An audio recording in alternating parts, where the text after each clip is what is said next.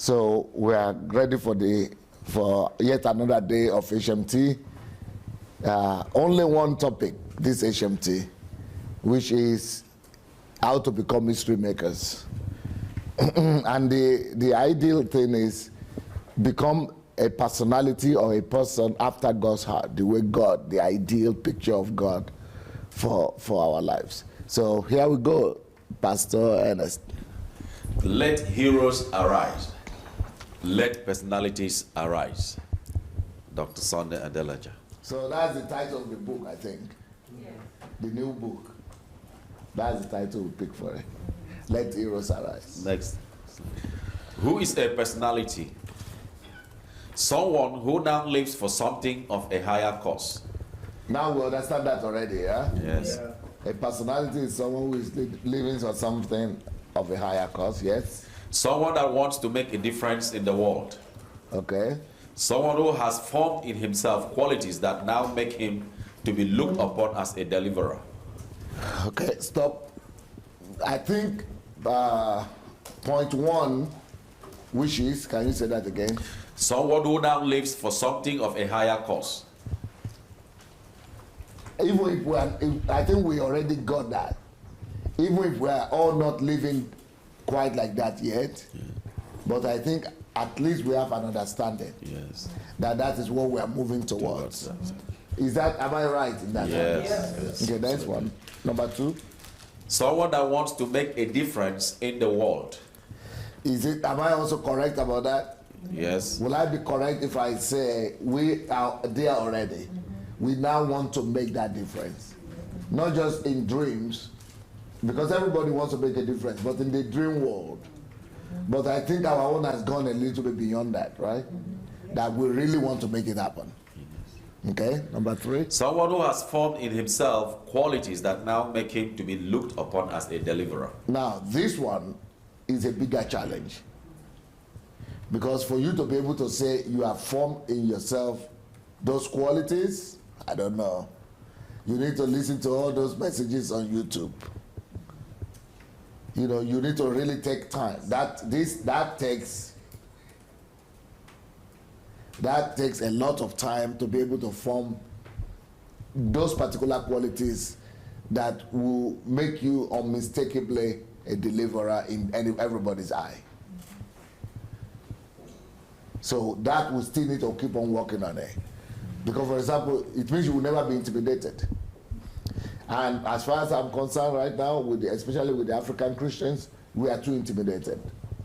Oh, don't mention name. Oh, what about somebody here? Oh, what if... Those qualities, they can't make you a deliverer. So you might know the right information in your head, but if you are too intimidated, you are too afraid, you are too, doubtful, or you are not sure, you are not confident, a lot of qualities still need to be developed for everybody to be unmistakably a deliverer. Someone who has paid the price to form in himself the higher qualities of man. So that is also a process that would demand a much dedicated work on oneself. We need to work on ourselves and really spend time to do it. Someone who has overcome the selfish tendencies that hold back from higher purposes. God is in search of them. So somebody who has overcome the selfish tendencies that hold back. Sometimes these selfish tendencies we are talking about does not just connect to us. It's not only connected to ourselves, but to the whole structure and the world around us. Everything around us is making us to be selfish. Maybe sometimes even we ourselves want to live better. We want to become better. But, children, like we talk about, it's like family, relatives, job, Uncle Sam, everything keeps us in that state of just being forced to live a selfish lifestyle. So for us to really now overturn that takes a lot of character development. And that's why we will need these other 2 points.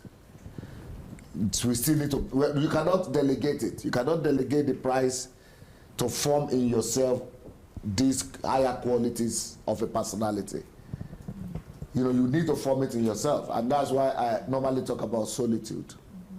For me, what God has used to help me is, each time I go to solitude, I will just, like for 7 days, I will just be listening to, you know, I will be reading, listening, studying.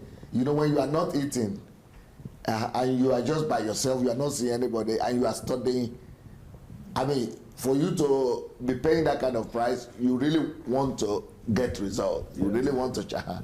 So if your desire, that is the best way I've seen to cultivate the best qualities, to form in yourself those qualities that will make you to be able to go. You know, almost every day when I come on Facebook, people always give comments about your boldness, your boldness, your boldness.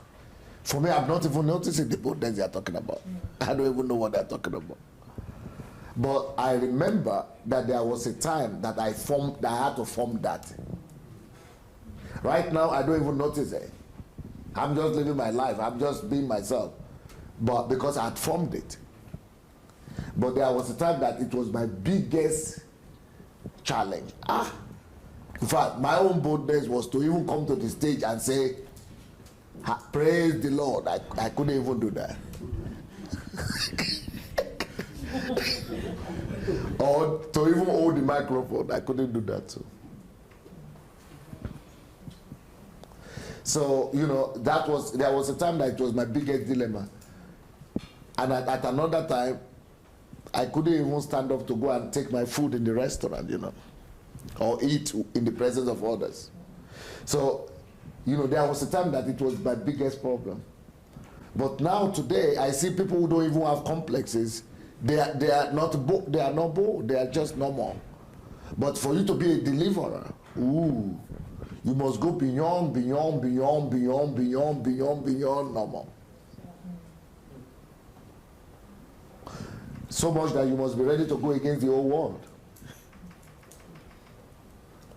So that is now an extra effort. It takes an extra effort.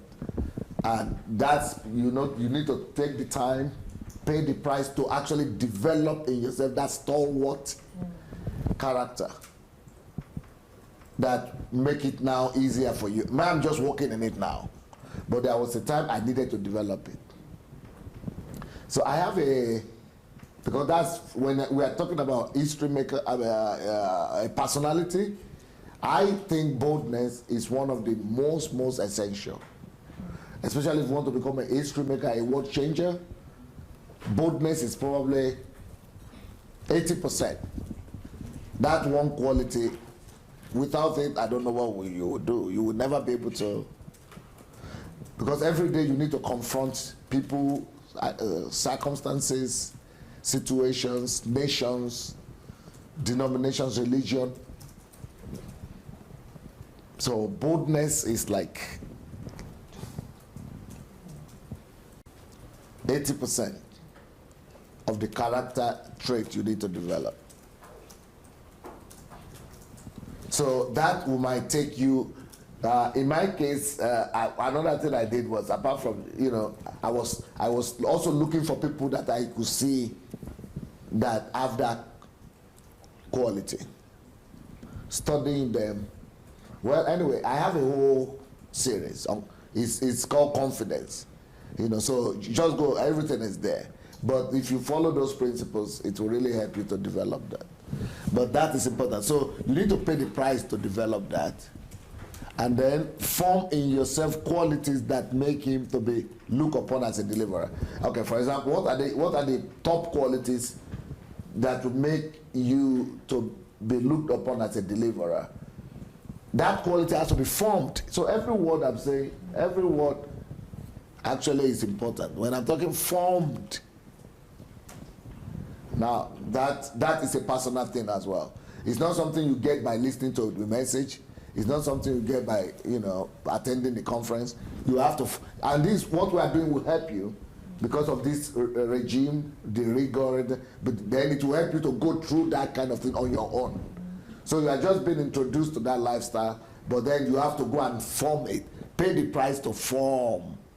So what is the main quality that really, enable you to become a deliverer? The main one is what we already spoke about, the ability to notice, to see, and then respond and act. Not to see and comment. Every Nigerian is a commentator.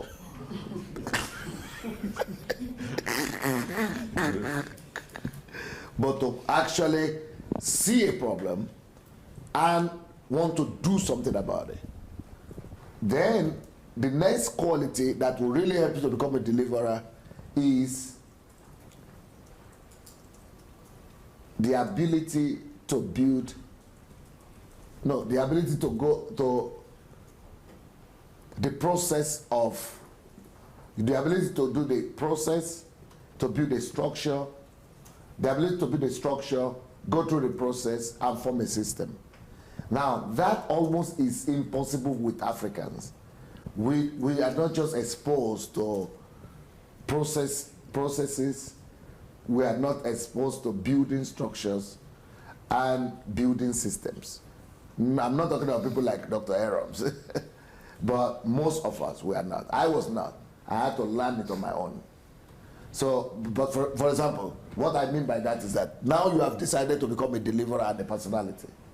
Now you even know your calling and you know the sphere of life that you want to. Okay, for example, somebody talks about children. I want to deliver children, or I want to get homeless children or orphans. But a normal Nigerian person will have that desire, and you know what he will go and do? He will go and be praying. Either he's praying for helper or something. What is that? Destiny, yeah. Either he's praying for destiny helper, or he's just praying that God will just make a way. Yeah, do something. Make a way. But he's not educated in training himself in management, in structure, in systems, in processes, so that I've already done HMT on that, so I'm not going to go. If those are already on the YouTube, if you go to, it's already, if you go to the section on HMT on YouTube, you look into them. You'll see about systems, structures, how to get those. So I'm not going to be repeating those ones. So, but that is another thing that you will really need to pay the price to form those qualities in you. Yes, eventually, maybe you will need to have managers, assistants that will help you. But you still need to know what you want. You need to know the rudiments, the basic rudiments of system building, structures, processes. Then you make things work around you. So those are the things I will. So when it comes to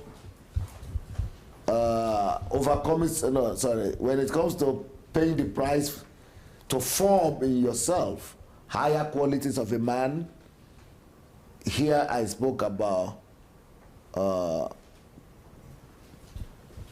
boldness, right? That you need boldness. Here, when it comes to forming the qualities that make you to be looked upon as a deliverer, I spoke about 3 things here. Who remembers? System. That's the last one I just spoke about, yes. That is structure, processes, system. Yeah. Ability to see, notice, and action. Action, yeah. Just telling you for you to notice what you need to work on. And the reason I'm underlining these things, those 4 things, boldness and all these other ones, is that you will know that these are things you need to work on individually on your own. Maybe your solitude time, or those are the qualities you must really develop. Boldness, the ability to see and respond. That is actually, you can put all that in one word, responsibility. But see and respond, but that building structure, processes and system, that really needs you to have some little bit of expertise. But still, you have to develop it in yourself. You have to, And that includes building a system of people around you, teams, building people into structures, and building people into systems, and then managing the processes of what they are doing. Then you will know that if you have that last part of it, that is what assures you and makes you to always be sure that any idea you have in your mind, you accomplish it. It's all thanks to structure, processes, and systems. They enable you to know that if I say I'm doing this, it will be done. You know, people who know me, they will tell you that Pastor Sunday, even before he says it, if he says it, if he has said it, it means he has already done it before he even announced it. Because, you know, that is, you only think, you should get to a place where you only think in structures and systems. So that even when you are talking it, before anybody even hears that you are talking about it, your mind has already built a system. You already see the whole process. So that's important. And I see that a lot of people have that weakness. I had it. I had to spend a lot of years to develop that. And then you don't see one book to read. You have to, a lot of in-training kind of growth. And then a lot of books. It's very difficult to find one particular book that will teach you all those things. But I have some books in Russian. I think I have to translate them to English in building structures. So for example, there is a structure, there is a book I have in building a system to attract money for your projects. That is a different structure and a system. Then there is another book I have on building systems in general, just skills of building structures, processes, systems for anything you want to do. So that's another book, but they are all in Russian. Okay, let's go. Psalms 82, verses 1 to 7. God presides in the great assembly. He renders judgment among the gods. How long will you defend the unjust and show partiality to the wicked? Defend the weak and the fatherless. Uphold the cause of the poor and the oppressed. Rescue the weak and the needy. Deliver them from the hand of the wicked. The gods know nothing. They understand nothing. They walk about in darkness. All the foundations of the earth are shaken. I say, you are gods. You are all sons of the Most High. But you will die like mere mortals. You will fall like every other ruler. Okay, we need some understanding here. So this is a scripture here from Psalm 82. It says, God presides or shows up in the meeting in a great assembly. So what was happening in this great assembly, and who are the people there? It's a meeting of songs. So it was a prophetic vision that God showed to David, and that God was standing up among his sons, his children. So, and he was pronouncing judgment among sons. So in many translations, some translations say sons, some say gods, but basically it's talking about sons, human beings. And so God was, what is the judgment he was pronouncing? What is the statement he was making? So God was saying to his sons, how long will you defend the unjust? I mean, that doesn't make sense. How do we defend the unjust? Defend the unjust? I mean, unjust doesn't need defense. Unjust needs to be judged and punished and rebuked. But whenever we are not standing on the side of the oppressed, whenever we are not standing for justice, you are standing on the side of the oppressor. That's what it's trying to say. So if you are not defending the defenseless, if you are not defending the weak and the vulnerable, you are on the side of the unjust, of the oppressor. So that's what God is trying to tell to us, his children, and say, how long will you be on the side of the oppressor? How long will you defend the unjust? You know, it's like an ironic statement. How long will you defend the unjust? Because you are not defending the oppressed. So it means you are defending the unjust. And how long will you show partiality to the wicked? I mean, how long will you show partiality to the wicked? So you are not defending the people the wicked is oppressing. So it means you are showing partiality to the wicked. You are standing on the side of the wicked. Because you are not defending the weak against the wicked. You are not taking the side of the weak. So you're on the side of the unjust. You're on the side of the wicked. So it's an irony of God talking to his, you are. And these people, we Christians and sons will say, how, when? Because you are not defending the people that qualify to be defended. It's just like Jesus saying, I was naked and you didn't clothe me. I was hungry, you didn't feed me. You say, when? How? I didn't, where? We didn't ever saw you. Well, you didn't do it to the people who needed it. It means you are, So that's basically what it's saying. So how long will you defend the unjust and show partiality to the wicked? Now, what does that mean? You didn't defend the weak, you say. When you did not defend the weak, you are showing partiality to the wicked. You are showing partiality to the unjust. You are on the side of the unjust because you didn't defend the weak, you say. And the fatherless, you didn't defend the fatherless, you say, defend the fatherless. You didn't defend the fatherless, it means you stand on the side of the wicked who is oppressing the fatherless. You stand on the side of the unjust who is, taking advantage of the fatherless. You did not uphold, you are supposed to be upholding the cause of the poor. You did not oppose the cause of the poor. You see, it's still in the same line of justice, equity, truth, and righteousness. You see, God is all about this. And it's going to amaze you how many messages you will listen to in your life. And preachers don't even notice these things. They don't even see these things in the Bible. And the whole Bible is not just about this. Because this is the kingdom. This is nature of God. This is love. This is loving kindness. This is the whole essence of God and faith in God. To defend the weak, to defend the fatherless, to uphold the cause of the poor and the oppressed. So if you ever want to become a millionaire, only for this purpose, to advance the purpose of the kingdom. If you ever want to be significant in life, it must only be for this purpose. If you ever want to get education, it is only for this purpose. If you ever want to do anything in life, it should be related to carrying the nature of the kingdom and of God to the world. So defend the weak, the fatherless, that is justice, equity, righteousness, and truth. Uphold the cause of the poor, the oppressed, rescue the weak and the needy, deliver them from the hand of the wicked. So you see, because he was not doing that, that's why he said you had stood on the side of the wicked here and the unjust.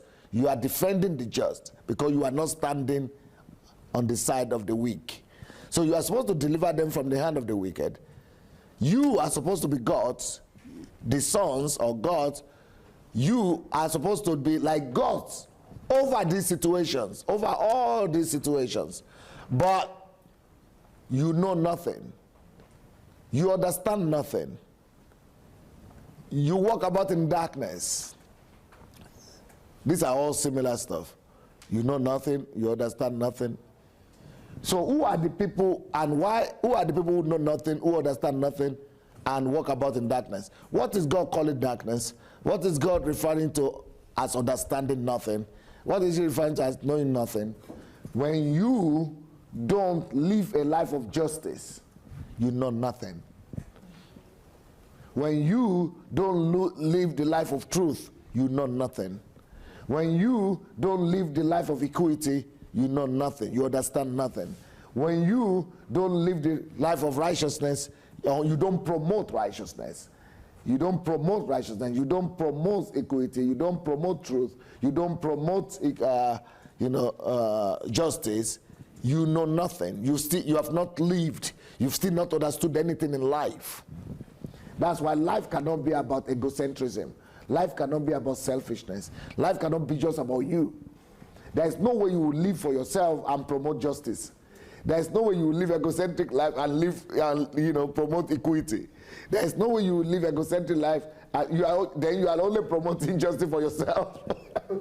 That's no more justice. That's egocentrism. So there is no way you will even live at all.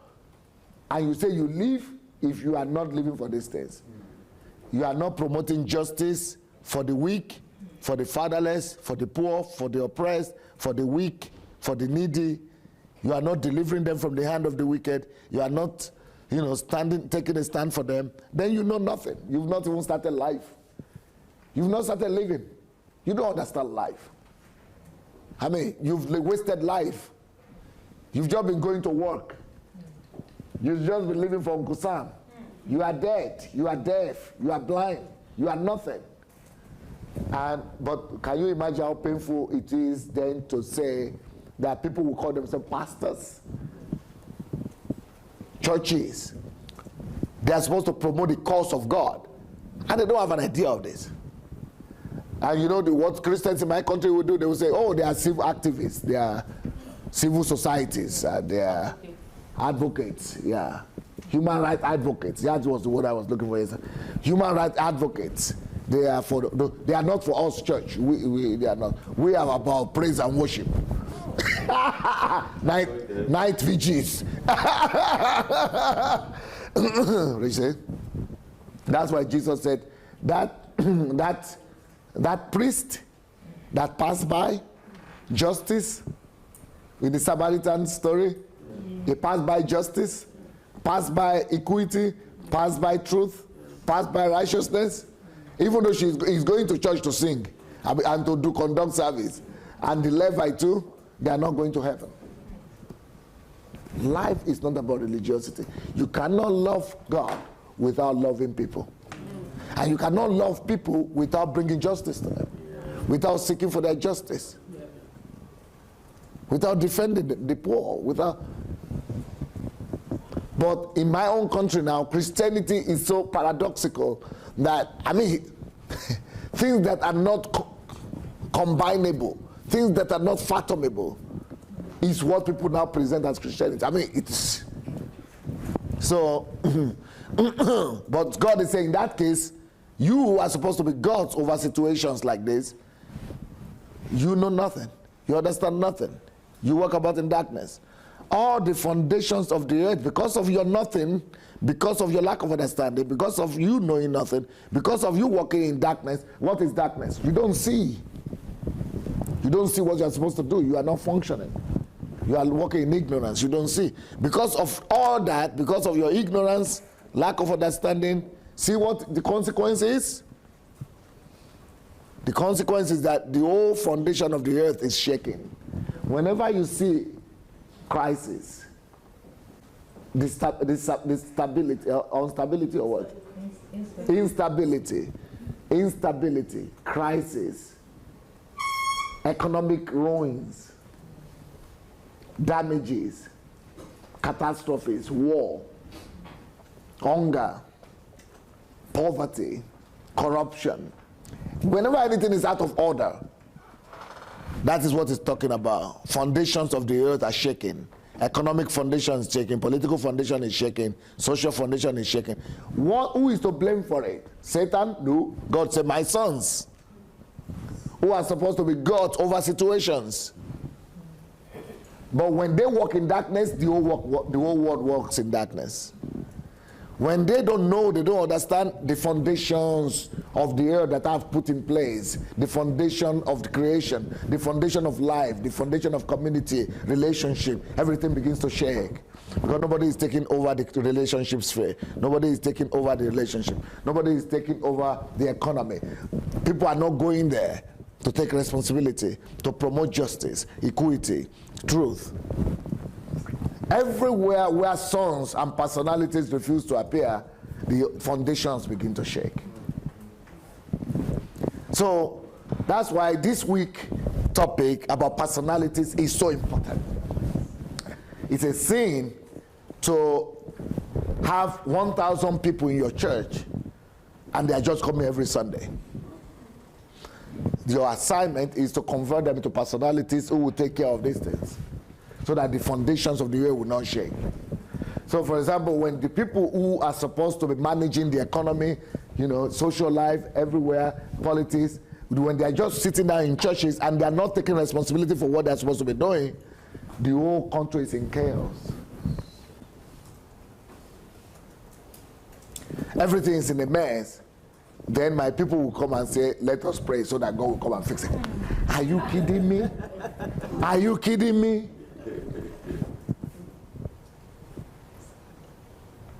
It's like saying, I said, Ephraim, bring me that bottle of water. But instead of you to, don't take it yet. Instead of you to take it, you move close to it, don't take it. Just move close to it, drop your stuff, and raise your hands. God, give pastor water. Pray. He doesn't even understand. He doesn't even get it. That's Nigeria Christianity. Yeah, now you got it. Yeah. Yes. You have to ask God to give me that water. That's asking for magic to happen. That's what my people are doing, my guy. That is what my people are doing. They are praying. They are judged by the word, and they are praying to God that He should come and give it to me.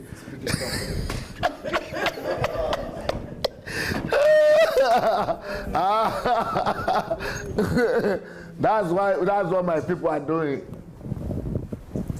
And then, because of that, the whole foundation of the earth is shaking, because nobody is giving that water.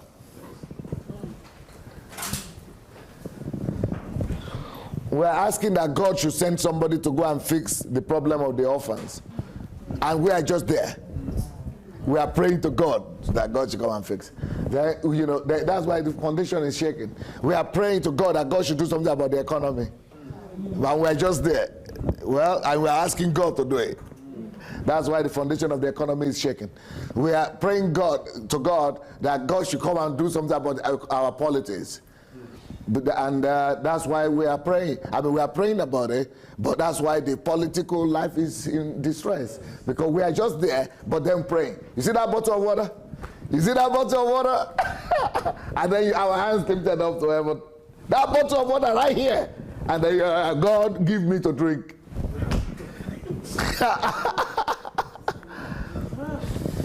There's a video on YouTube. Yeah. Somebody sent it to me, so I'm not sure if it's on YouTube, but it's incredible. There's a fire in the building. Fire in the building. Literally fire.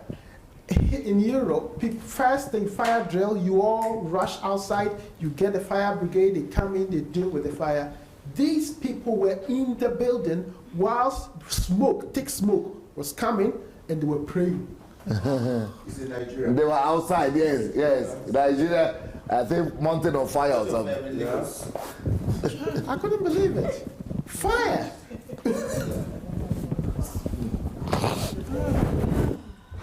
It means they have faith. They are very spiritual. They are very spiritual. I have it. I showed it in my program. Okay. So whenever there is so much darkness like that, darkness means ignorance. So whenever there is so much ignorance like that, people don't understand how life runs. And when I look around me, I think people don't just understand how the world is supposed to function. People just don't have understanding. Even people who are religious, who are Christians, they don't have understanding of even the concept of Christianity or the Bible or how the life is supposed to be run. That's why you have people in America who say, I am a faith preacher because God called me to preach faith. Or somebody will come and say, I'm a healing preacher or something, or a healing evangelist. Or somebody will say, I'm just a this and this. People just don't get it. They don't get a total complex understanding, totality. Everybody has some little fragment of God, of Bible. Everybody just run with their own. But people don't have holistic thing. So that's why we're talking about this, so that you have a whole holistic picture of God, His view of life, His understanding of why things are all out of order, why things are shaking, and what He's expecting of man, what religion is supposed to be about, God's position about that, God's position view on us, our position in it. So with what we've been teaching you this week, you are supposed to get a more holistic understanding of God, his point of view, how he's seeing you, how he's seeing the world. So when things are shaking in the world, you see now how God is seeing it. You are praying to him, but you know better now. He's saying, you guys are dumb. He's saying, hey, man, you know what is happening? But you are the gods. You are the ones to be in charge. But you know nothing. You don't understand. You walk in darkness. As a result, then all the foundations of the earth is shaking. And I say to you, but you are the ones in charge. You are the gods. God, not like God Almighty, and not like God as in power, quality, but in functioning. We are supposed to rule over, when like you are the manager, you are the one in charge. So not like we are God, that we will never be sick or we can do everything, but we are in charge. When you are in charge, you are the God over that situation. So that means you are supposed to be ruling the earth. You are supposed to be managing all these things. You are the God over it. You are supposed to be the God over injustice. You are supposed to be God over lack of judgment. You are supposed to be God over, bringing justice to the weak. And you are supposed to rule over that, manage it, put it in order. So I say you are gods, but you are sons, you see. I said they are sons, right? But you are the sons of the Most High. You represent me. Bring my order. You are supposed to rule like gods on the earth. You are my sons, you see, sons of the Most High. You are supposed to rule over like God rules over things. So you rule over all this disorderliness. But because you don't understand, and because you know nothing, because you walk in darkness, you will die like mere mortals. But why will you die like mere mortals? Because you have lived like mere mortals. So because you are living like mere mortals, you will also die like mere mortals. So instead of us to live like mere mortals, like we are just like everybody else. And when I look around, I don't know if you know Christians, if you notice that Christians are kind of different from other people. I don't see Christians being different from other people. Christians that I know, almost everywhere, they are just like normal people. They are just like normal people. I mean, nothing different. So they are living like mere mortals. And that's why they will die and fall like ordinary mortals as well. So, but really, we are not supposed to, all of us, we are not supposed to be normal mortals, mere mortals. We are all supposed to be extraordinary everywhere we are.